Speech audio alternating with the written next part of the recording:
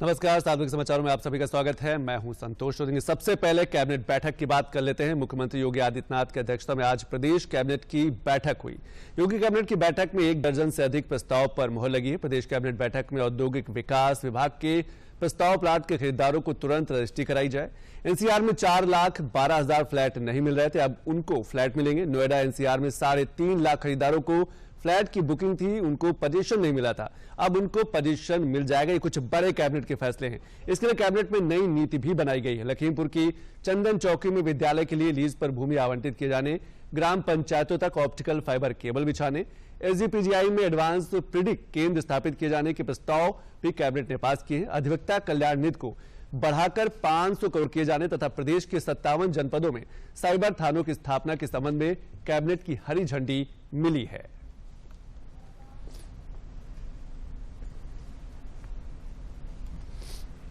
खासतौर से जिन क्षेत्रों में मोबाइल टावर नहीं है या फिर मोबाइल की जो फैसिलिटी है, जहां पर लोग नहीं अवेल कर पा रहे हैं, ऐसे गांव में खासतौर से वन विभाग की जमीन पर ऑप्टिकल फाइबर केबल बिछाने तथा मोबाइल कनेक्टिविटी से वंचित गांव में 4G मोबाइल सेवाओं को उपलब्ध कराने के लिए ये लीज रेंट में और प्रीमियम में छूट दी जा रही है। अधिवक्ता कल्याण निधि में जैसा कि जानते हैं कि किसी भी माननीय अधिवक्ता की मृत हो जाने पर उसको 1.5 लाख से बढ़ाकर 5 लाख रुपए उसको अधिवक्ता कल्याण निधि के रूप में निधि के माध्यम से उसको परिवार को उसके सक्सेसर को दिए जाते थे। इस समय जो प्रस्ताव आया है उसमें 100 करोड़ रुपए का इजाफा करने का आया। 100 करोड़ रुपए इस कॉर्पोरेट फंड में इजाफा कर दिया जाए। इसके ब्याज से ही ये रकम दी जाती है उन परिवारों को जिन परिवारों में प्रैक्टिसिंग लॉयर की डेथ हो जाए तो उसकी। और ज्ञानवापी मामले में आज इलाहाबाद हाईकोर्ट से मुस्लिम पक्ष को बड़ा झटका लगा। इस मामले में सिविल वाद की पौष्टिकता को चुनौती देने वाली मस्जिद की इंतजामिया कमेटी और वक्फ बोर्ड की याचिका खारिज कर दी गई है। इलाहाबाद हाईकोर्ट ने आज ज्ञानवापी विवाद से जुड़ी 5 याचिकाओं पर अपना फैसला सुनाया। यह आदेश न्यायमूर्ति रोहित रंजन अग्रवाल की सिंगल बेंच ने दिया है। सुनवाई पूरी होने के बाद हाईकोर्ट ने 8 दिसंबर को अपना फैसला सुरक्षित रखा था। हाईकोर्ट ने पौष्टिकता और एएसआई सर्वे के मामले पर मुस्लिम पक्ष की आपत्ति भी खारिज कर दी। इसके साथ ही ज्ञानवापी विवाद को लेकर जिला कोर्ट वाराणसी में 1991 में दाखिल अर्जियों पर सुनवाई का रास्ता भी साफ हो गया है। हाईकोर्ट ने 1991 के मुकदमे के ट्रायल को मंजूरी देते हुए वाराणसी की अदालत को 6 महीने में मुकदमे की सुनवाई पूरी करने का भी आदेश दिया है। एएसआई सर्वेक्षण के मामले में भी हाईकोर्ट ने मुस्लिम पक्ष की याचिका खारिज कर दी है। अब एएसआई का जो सर्वे हुआ है वही मान्य होगा। अगर कुछ और सर्वे करना चाहेंगे तो कोर्ट में हिंदू पक्ष अर्जी दे सकता है। यह भी बता दें कि 3 याचिकाएं 1991 में वाराणसी की अदालत में दाखिल किए गए थे, केस की पौष्टिकता से जुड़ी हुई थी, जबकि बाकी 2 अर्जियां एएसआई के सर्वेक्षण आदेश के खिलाफ दाखिल की गई थी। जो मुस्लिम पक्ष की तरफ से फाइल किए गए थे उन सबको खारिज कर दिया और यह होल्ड कर दिया कि ये जो सूट 1991 का दाखिल किया गया है, वाद संख्या 610 सन 1991, that is not barred by section 4 of the places of worship special provision act 1991 and court को लोअर कोर्ट को डायरेक्ट किया कि एक्सपीडिशसली, चूंकि 32 साल व्यतीत हो चुके हैं इस केस को फाइल किए हुए, इसलिए तुरंत एक्सपीडिशस डिस्पोजल इस केस का करें और लोअर कोर्ट को डायरेक्ट किया है कि विद इन 6 मंथ्स इस केस को फाइनल जजमेंट जो है वो प्रोनाउंस करें। और वक्त हो चला एक छोटे से ब्रेक का। ब्रेक के बाद जब वापस आएंगे तो कुछ और बड़ी खबरों पर नजर डालेंगे। सर पीरी पुलाव ट्राई करो, मस्त है। कैसा है? अरे उसको काहे को बोलता है? टिप्स इग्नोर करने का, अपना दिमाग लगाकर ऑर्डर देने का। मार्केट का स्टॉक टिप्स बहुत लोग देता है, डेंजरस हो सकता है। कंपनी और रिस्क पूरा समझने का, फिर इन्वेस्ट करने का। सोच कर समझ कर इन्वेस्ट कर। और वाराणसी में काशी तमिल संगमम कार्यक्रम के तहत आए हुए द्वितीय दल के लगभग 200 से अधिक सदस्य आज काशी पहुंचे। इन लोगों ने सर्वप्रथम काशी विश्वनाथ मंदिर का भ्रमण और दर्शन पूजन किया। तमिल यात्रियों ने काशी विश्वनाथ के आसपास के क्षेत्रों में भ्रमण किया और बाबा विश्वनाथ की आरती भी की। कुछ सदस्य प्रथम बार काशी आए और उन्होंने कहा कि यह हमारे लिए बहुत सौभाग्य का विषय है कि हम काशी में हैं। वहीं कुछ सदस्य पूर्व में भी आए थे। उन्होंने कहा कि पहले की काशी और अब की काशी में जमीन आसमान का अंतर है। हम सभी लोग प्रधानमंत्री नरेंद्र मोदी को हृदय से धन्यवाद देते हैं, जिन्होंने दक्षिण और उत्तर के लोगों को एक सेतु की तरह जोड़ने का काम किया है।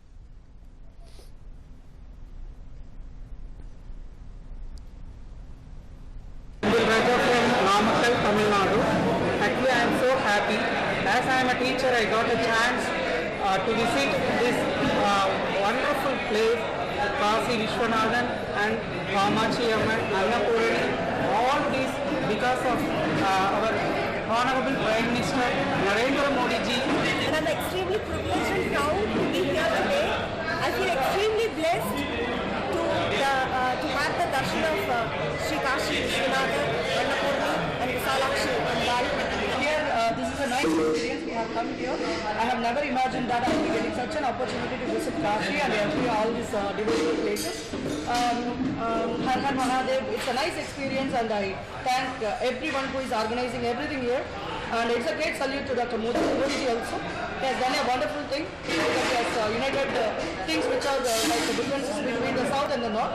It is like a bridging, and we have come to know a lot of things about here. और वाराणसी के लाल बहादुर शास्त्री एयरपोर्ट पर गुलाब के फूल और गन्ना दुबई भेजने का अवसर है। यहां पर वह किसान उपस्थित हैं जिनका उत्पाद विदेशों को भेजे जाते हैं। इस अवसर पर एपीडा के चेयरमैन अभिषेक देव ने किसानों से बात कर उन्हें प्रोत्साहित किया और डीडी न्यूज से खास बातचीत में काशी से विदेशों को भेजे जा रहे उत्पादों के लिए खुशी भी जताई है।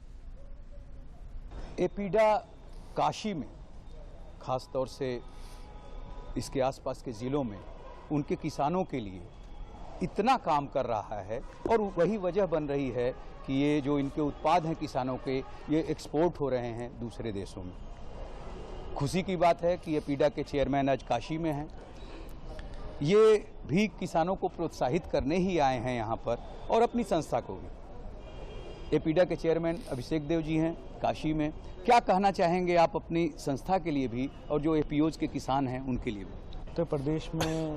उत्तर प्रदेश सरकार के साथ हमने काफ़ी अच्छा काम करा है और आज के डेट में अगर देखा जाए तो यूपी हमारे जो एपीडा के जो प्रोडक्ट्स हैं उसमें हम अब तीसरे स्थान पे आ गया है यूपी, और हमारी पूरी अथक प्रयास है कि हम उसमें और भी अच्छा करें। तो जो आज का जो सोने पे सुहागे वाली बात ये है कि जो एक्सपोर्टर हैं हमारे, ये फार्मर प्रोड्यूसर ऑर्गेनाइजेशन है, जो किसान खुद ही मतलब अपना एक ऑर्गेनाइजेशन बना के एक्सपोर्ट कर रहे हैं। तो इसमें कोई मिडिल मैन नहीं है। तो इससे जो उसका आमदनी होती है सीधे डायरेक्ट किसान को जाती है। तो आप देखेंगे कि 3 इसमें एफपीओ हैं और तरह तरह के वो प्रोडक्ट्स हैं। जैसे फूल ले लीजिए आप, गुलाब के फूल हैं, गेंदे के फूल हैं, फिर गन्ना भी है, बीच में आपका लहसुन भी है। तरह तरह के प्रोडक्ट्स हैं जो कि लोकली सोर्स्ड हुए हैं। इसको हम आपका मिडल ईस्ट भेज रहे हैं। तो इसमें हम आगे और भी प्रयास करेंगे कि जो प्रोडक्ट्स अभी भेज रहे हैं इसको और ज़्यादा हम बढ़ाएं और नई नई मार्केट सब ढूंढें। तो इसमें हम एपीडा का पूरा इकोसिस्टम बन गया है एक्सपोर्ट का, जिसमें हमारे सारे स्टेक होल्डर्स हैं। हमारे एयरपोर्ट के डायरेक्टर साहब हैं, हमारा एयरलाइन है, फिर हमारे कस्टम्स के हैं, प्लांट क्वारंटाइन के हैं, सीएचए हैं और बाकी हमारे एफपीओज हैं। सब लोग मिलकर काम कर रहे हैं कि कैसे ज़्यादा से ज़्यादा यहाँ से एक्सपोर्ट हो और जो यहाँ का इकोसिस्टम है, सारे जो लोग हैं उस इकोसिस्टम में वो बेनिफिट करें और सबसे जो बेस में जो फार्मर है जो प्रोड्यूस कर रहा है उसकी आमदनी बढ़े। और कॉलेज ऑफ नर्सिंग कमान अस्पताल मध्य कमान लखनऊ के 10वें बैच के बीएससी नर्सिंग छात्रों का दीप प्रज्वलन समारोह आज major Laishram Jyotin Singh AC auditorium AMC centre of college Lucknow में आयोजित किया गया। ये समारोह 4 साल के अवधि के लिए अपने शिक्षकों से सिखाया गया व्यवहार, शैक्षिक अनुसरण, समर्पण, दृढ़ता और नैदानिक अभ्यास के माध्यम से नौसिखिए से पेशेवर तक की यात्रा की शुरुआत का प्रतीक है। इस कार्यक्रम में major general A Karmarkar MG medical मध्य कमान मुख्य अतिथि थे। Brigadier Mary AI brigadier MNS मध्य कमान ने नर्सों के शपथ दिलाई। Colonel V Sugirda principal college of nursing कमान अस्पताल मध्य कमान ने पाठ्यक्रम रिपोर्ट प्रस्तुत किया।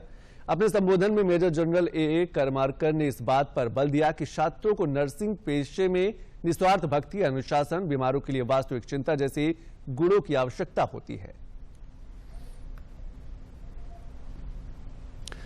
और अमेठी में 13 जिलों के अभ्यर्थियों की आज से भीमराव अम्बेडकर स्टेडियम में अग्निवीर भर्ती शुरू हो गई। अमेठी आरओ के अंतर्गत लंबे समय के बाद सेना भर्ती होने के कारण अभ्यर्थियों में खासा उत्साह है। इसके लिए सेना ने भर्ती शेड्यूल जारी कर दिया है। शेड्यूल के अनुसार आज सभी 13 जिले के अभ्यर्थी अग्निवीर क्लर्क के 620 पदों के लिए भर्ती में शामिल हो सकेंगे। 19 दिसंबर से 29 दिसंबर तक के इस शेड्यूल में 13 जिलों से 9,852 अग्निवीरों का चयन किया जाना है। इसमें जहां प्रतापगढ़ जिले से सर्वाधिक 1,008 अग्निवीरों का चयन किया जाना, वहीं सिद्धार्थनगर जिले से सबसे कम 86 अग्निवीरों का चयन किया जाएगा। आज सुबह 3 बजे से ही भर्ती प्रक्रिया शुरू हो गई है।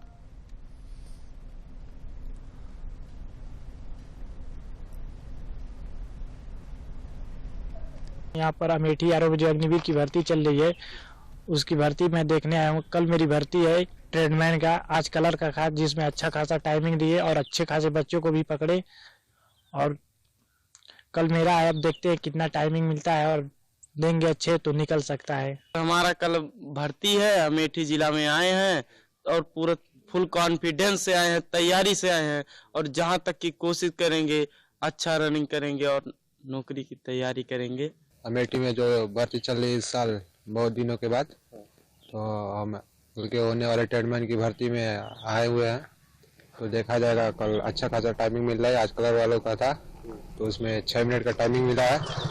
देखा जाता है अगले दिन क्या होता है।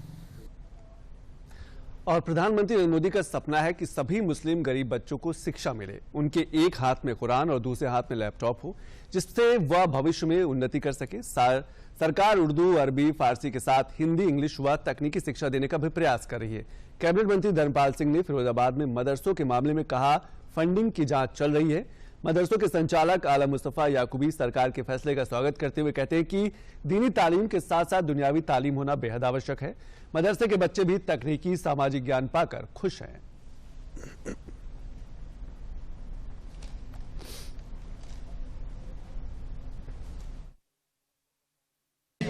योगी सरकार की प्राथमिकता में कि मदरसों में गरीब मुसलमानों के बच्चे शिक्षा ग्रहण करते हैं। माननीय मोदी जी ने कहा था कि हम गरीब मुसलमान बच्चों के एक हाथ में कुरान तो एक हाथ में लैपटॉप देखना चाहते हैं। इसी को माननीय प्रधानमंत्री के इस बात को ध्यान में रखते हुए योगी सरकार निरंतर काम कर रही है, मदरसा शिक्षा को अच्छा बना रहे हैं। हम इनमें SCERT का कोर्स लागू किया है। ये दीनी तालीम दें, इसमें कोई हमें आपत्ति नहीं है। उर्दू, अरबी, फारसी पढ़ाएं, कोई आपत्ति नहीं है। लेकिन हम इसके साथ साथ हमने इन्हें मुख्य धारा से जोड़ने के लिए हिंदी, गणित, अंग्रेजी, सामाजिक विषय इत्यादि पर भी हम ध्यान दे रहे हैं। मजहबी पढ़ाई इंतहाई ज़रूरी है, क्योंकि उनको मजहब का ज्ञान होगा तभी वो एक अच्छे शहरी बन सकते हैं, एक अच्छे इंसान बन सकते हैं और मुल्क की तरक्की में वो योगदान दे सकते हैं। और उनको मॉडर्न साइंस की भी ज़रूरत है, क्योंकि आज के दौर में जो मीडिया का दौर है, जो टेक्नोलॉजी का दौर है, अगर हम टेक्नोलॉजी से पीछे रहेंगे तो हम मुख्य धारा से नहीं जुड़ पाएंगे। इसलिए हमारे यहाँ इस दोनों तालीमों को बैलेंस किया गया और उस बैलेंस करके अल्हम्दुलिल्लाह ये 20 साल से ये इदारे चल रहे हैं और ये इंस्टीट्यूशन चल रहे हैं, और उसमें बहुत सारे गर्ल्स और बॉयज़ यहाँ तालीम हासिल कर रहे हैं और उनको दोनों चीज़ों में बैलेंस बनाया जा रहा है ताकि वो आगे जाकर फ्यूचर भी उनका अच्छा हो सके। हमें यहाँ पर दीन की पढ़ाई के साथ साथ दुनियावी स्किल्स भी दिया था, स्टिचिंग, मेहंदी और कंप्यूटर कोर्सेज, जिससे हमें हमारे आगे आने वाले फ्यूचर बनाने में भी हेल्प मिलती है हमें यहाँ पर पढ़कर। और बहुत सारी ऐसी चीज़ें होती हैं जो बहुत सारे मैंने ऐसे इदारे देखे हैं जहाँ पर सिर्फ दीन की ही पढ़ाई दी जाती है और दुनिया की नहीं दी जाती, लेकिन हमारे इस इदारा इस्लामिक सेंटर जो हमारे सर याकूबी सर पढ़ा रहे हैं हमें, वो दीन के साथ साथ दुनियावी पढ़ाई में भी हमें हेल्प मिलती है, जिससे हमें आगे आने वाली जिंदगी हमारी बेहतर बन सके। और स्वतंत्रता संग्राम आंदोलन में काकोरी कांड के नायक पंडित राम प्रसाद बिस्मिल को गोरखपुर सेंट्रल जेल में 19 दिसंबर 1927 को फांसी दी गई थी। उन्हीं की याद में गोरखपुर सेंट्रल जेल में श्रद्धांजलि सभा का आयोजन किया गया। इस अवसर पर हिमाचल प्रदेश के राज्यपाल शिव प्रताप शुक्ला ने गोरखपुर जिला जेल पहुंचकर पंडित राम प्रसाद बिस्मिल की प्रतिमा पर माल्यार्पण कर श्रद्धांजलि अर्पित की। हिमाचल प्रदेश के राज्यपाल शिव प्रताप शुक्ला ने कहा कि इन शहीदों को नमन करना चाहिए। वास्तव में यही इस देश के देवता हैं जिन्होंने इस देश को आजाद करने के लिए अपने प्राणों की आहुति दी है।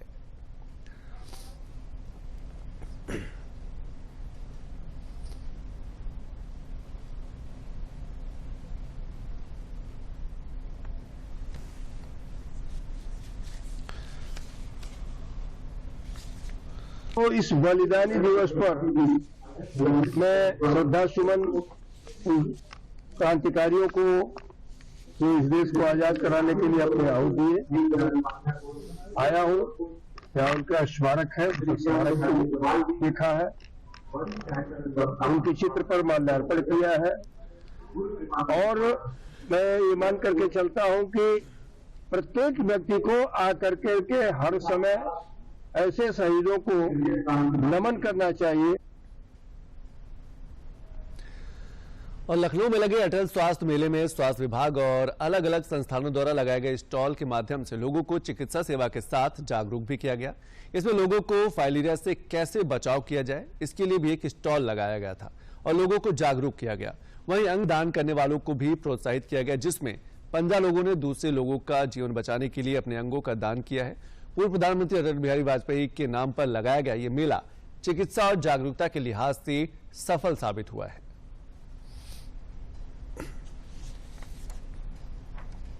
इस संसार में, हमारे देश में इस समय ऐसे लाखों लोग हैं, ऐसे लाखों की संख्या में लोग हैं जिन्हें अंगों की बहुत सख्त आवश्यकता है और क्योंकि उनको हम कहीं और से ले नहीं सकते तो कोई जब तक उन्हें दान में नहीं देगा, उन अंगों को आगे से खुद से आगे आके दान नहीं देगा, तब तक जिन लोगों को अंगों की बहुत सख्त आवश्यकता है उन्हें अंग नहीं मिले। एक फाइलेरिया मरीज हूँ तो ग्रसित अंग की मुझे MMDP का प्रशिक्षण मिला नेटवर्क में।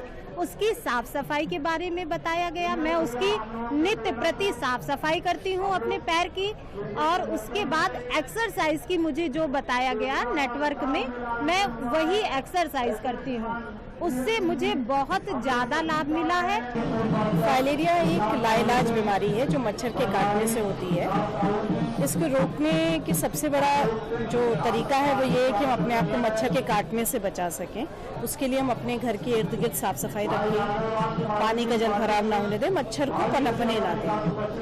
अगर एक दफ़े ये बीमारी हो जाती है तो फिर ये एक लाइलाज बीमारी है, इसका कोई इलाज नहीं है। हमारे सरकारी तौर पे जो है साल में एक बार मुहिम चलाया जाता है, जैसे कि इस आगामी वर्ष में 10 फरवरी से 28 फरवरी तक चलाया जाएगा, जिसमें हमारी आशा कार्यकर्ती जो है वो घर घर जाकर के फाइलेरिया के लिए उन्मूलन के लिए दवा खिलाएंगी। और फतेहपुर जिले के प्राथमिक विद्यालय अस्ती की प्रधानाध्यापिका आशिया फारूकी अपनी अनोखी शिक्षण शैली के लिए विद्यार्थियों के बीच जानी जाती हैं।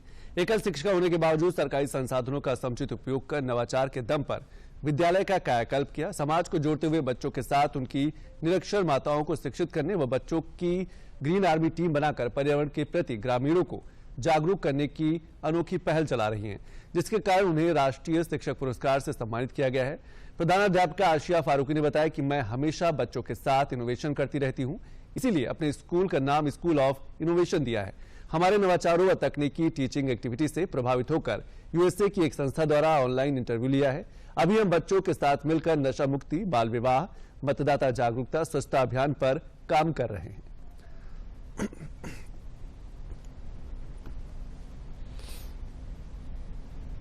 और नेशनल अवार्डी 2023 से मुझे सम्मानित किया गया है और मैं अपने बच्चों के साथ हमेशा इनोवेशन करती हूँ और मैंने अपने स्कूल का नाम स्कूल ऑफ इनोवेशन दिया हुआ है, क्योंकि हम जब तक बच्चों में ऊर्जा का संचार नहीं करेंगे, कुछ नया उनको नहीं देंगे, तब तक हमारी टीचिंग बोरिंग हो जाएगी। और इसीलिए यूएसए वालों ने हमें साथ कांटेक्ट किया और हमारा इंटरव्यू हुआ ऑनलाइन, जब उन्होंने हमारे नवाचार और हमारी टेक्निकल चीज़ें जो हम बच्चों के साथ मिलकर कर रहे हैं, जो हमने कुछ खास किया है, जो हमारी टेक्निक्स हैं, जो हमारे यूट्यूब चैनल पे दिखाया जा रहा है, उसे उन्होंने देखा और काफ़ी रिसर्च के बाद उन्होंने हमारा नाम आगे रिकमेंड किया और अब न्यूयॉर्क में आशा की किरण प्रोग्राम में हमारे स्कूल के वीडियो क्लिप्स चलाए जाएंगे, जिससे हमें बहुत ही अच्छा लग रहा है। हमारे अस्ती वालों को भी ये बात काफ़ी अच्छी लग रही है और सभी लोग खुश हैं कि इस तरीके के इनोवेशंस जो हम कर रहे हैं वो वहाँ अदर कंट्रीज़ में भी देखे जाएंगे। हमारे अस्ती गाँव में एक छोटा सा प्राथमिक विद्यालय अस्ती है, जहाँ की प्रधानाध्यापिका मिसेस आसिया फारूकी जी हैं। वो हर रोज़ बच्चों को नई नई एक्टिविटी कराती हैं, पेरेंट्स को जागरूक करती हैं, हर रोज़ नया नवाचार करती हैं और 5 सितंबर को हमारी मैम को राष्ट्रपति पुरस्कार से सम्मानित किया गया है। आने वाली 26 तारीख को अमेरिका में मैम की वीडियो क्लिप दिखाई जाएंगी। पहले मुझे कुछ नहीं आता था, जब से मैं यहाँ आने लगी, जब से मुझे आने लगा, मैं का खा घा सब लिख लेती। जब हम पढ़े लिखेंगे तो हम सब देख सकते हैं, उनको समझा सकते हैं। और विभक्त तो चला एक और छोटे से ब्रेक का। तुम्हें पता है इन्वेस्टर्स के लिए एक इन्वेस्टर प्रोटेक्शन फंड होता है IPF, लेकिन अगर तुम्हारा ट्रेड एक्सचेंज पर एग्जीक्यूट नहीं हुआ या फिर कोई गारंटीड रिटर्न्स वाली स्कीम है तो ये IPF आपकी मदद नहीं कर सकता है। और अगर आपका ब्रोकर ही डिफॉल्टर बन जाए तो फिर IPF आपको कॉम्पेंसेशन दिला सकता है। कहाँ से सीखा? NSE की साइट पर। सोच कर समझ कर इन्वेस्ट कर। और अब खबरों पर 20 बड़ी खबरों पर फटाफट अंदाज में एक बार नजर डाल लेते हैं।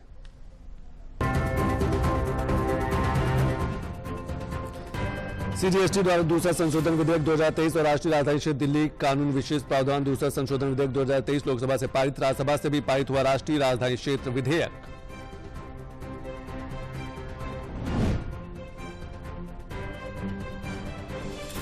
विपक्ष के हंगामे के बीच आज फिर लोकसभा से 49 सांसद निलंबित, आसन की गरिमा की खिल्ली उड़ाने पर राज्यसभा सभापति ने जताई नाराजगी, कहा आज दिखा सबसे निचला स्तर।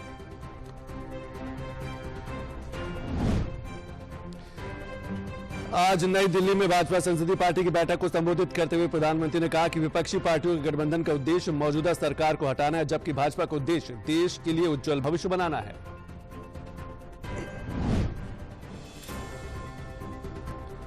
योगी आदित्यनाथ की अध्यक्षता में कैबिनेट की बैठक में कई प्रस्ताव हुए पारित, औद्योगिक विकास विभाग के प्लाट के खरीदार की होगी तुरंत रजिस्ट्री, एनसीआर में खरीदारों को मिलेंगे फ्लैट।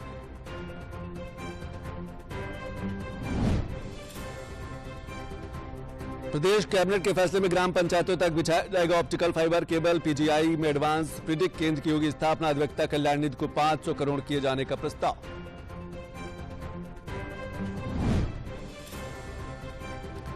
यूपी के मकान दुकान का नक्शा पास कराने की नियमावली में हुआ बड़ा बदलाव, निर्माण का शुल्क 1 माह में नहीं जमा करने पर नक्शा होगा निरस्त, 15 दिन में आपत्ति व निस्तारण।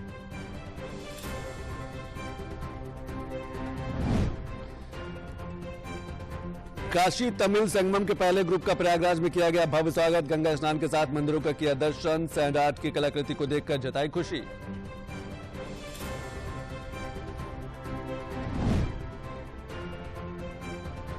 स्वतंत्रता संग्राम आंदोलन में काकोरी घटना के नायक राम प्रसाद बिस्मिल को गोरखपुर सेंट्रल जेल, हिमाचल प्रदेश के राज्यपाल शिव प्रताप शुक्ला ने दी श्रद्धांजलि।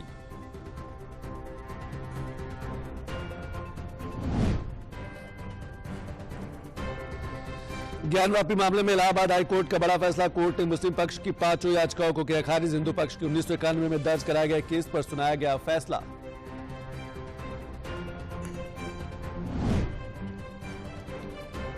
लखनऊ में लगे अटल स्वास्थ्य मेले में स्वास्थ्य विभाग और अलग अलग संस्थानों द्वारा लगाए गए स्टॉल के माध्यम से लोगों को चिकित्सा सेवा के साथ किया गया जागरूक।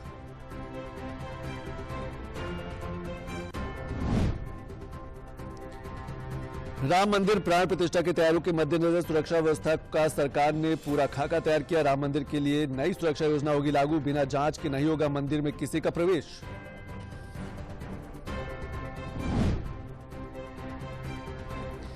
क्रिसमस और नववर्ष की तैयारियों के मद्देनजर लखनऊ के जिलाधिकारी सूर्यपाल गंगवार ने जारी की advisory, hotel, resort, restaurant, club, park में संचालित होने वाले कार्यक्रमों की अनुमति लेना होगा जरूरी।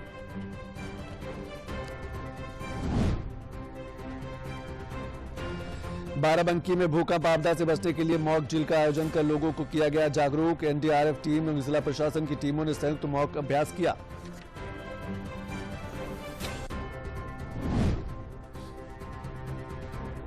यूपी पुलिस ने 60,000 से ज्यादा सिपाहियों की भर्ती प्रक्रिया शुरू करने के लिए जल्द जारी होगी विज्ञप्ति, अभ्यर्थियों से मांगे जाएंगे ऑनलाइन आवेदन।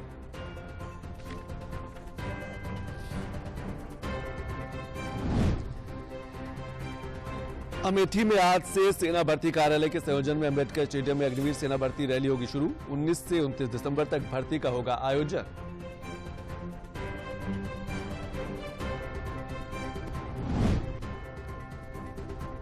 प्रदेश के औद्योगिक विकास मंत्री ने निवेश संवाद कार्यक्रम में कहा कि 2017 के पहले जात के नाम पर होती थी वोट की सियासत, हमारा सारा फोकस सिर्फ जन कल्याण के लिए।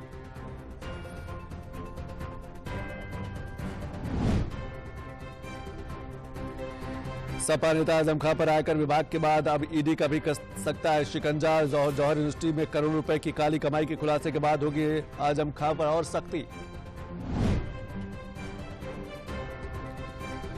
विधानसभा की सुरक्षा को पहले से अधिक चाक चौबंद और अभेद्य बनाने के लिए नई कमेटी का किया गया गठन। विधानसभा अध्यक्ष सतीश महाना की अध्यक्षता में बैठक में लिया गया फैसला।